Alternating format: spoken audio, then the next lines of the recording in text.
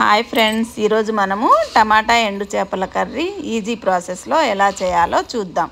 ముందుగా మనము స్టవ్ మీద ఒక బాండి పెట్టుకొని అందులో కొంచెం ఆయిల్ పోసుకొని అది కొంచెం వేడైన తర్వాత అందులో ఎండు చేప ముక్కలు కడిగి పెట్టిన వేసుకొని లైట్గా ఫ్రై చేసి తీసి పక్కన పెట్టుకోవాలి. తర్వాత ఆ వేడైన ఆయిల్లోకి సన్నగా తరిగి పెట్టుకున్న ఉల్లిపాయ ముక్కలు కొంచెం ఫ్రై అయిన తర్వాత టమాటా ముక్కలను, తర్వాత అందులోకి పచ్చిమిర్చి ముక్కలను వేసుకొని అందులోకి కొంచెం పసుపు, కొంచెం ఉప్పు, కొంచెం కారం వేసి బాగా కలుపుకోవాలి. కలుపుకొని తర్వాత మనం ఫ్రై చేసి పెట్టుకున్న ఎండు చేప ముక్కల్ని అందులో వేసుకోవాలి.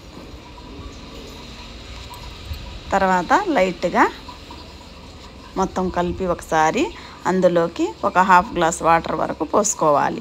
పోసుకొని ఫ్లేమ్ మీడియంలో పెట్టుకొని దానిపైన మూత పెట్టి వదిలేయాలి.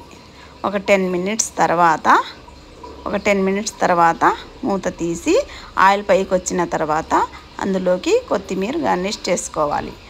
అంతే ఫ్రెండ్స్, వేడి వేడి టమాటా ఎండు చేపల కర్రీ రెడీ అయిపోయింది. Thank you friends. వేడి వేడి అన్నంలోకి ఈ కర్రీ చాలా బాగుంటుంది ఫ్రెండ్స్. Thank you friends.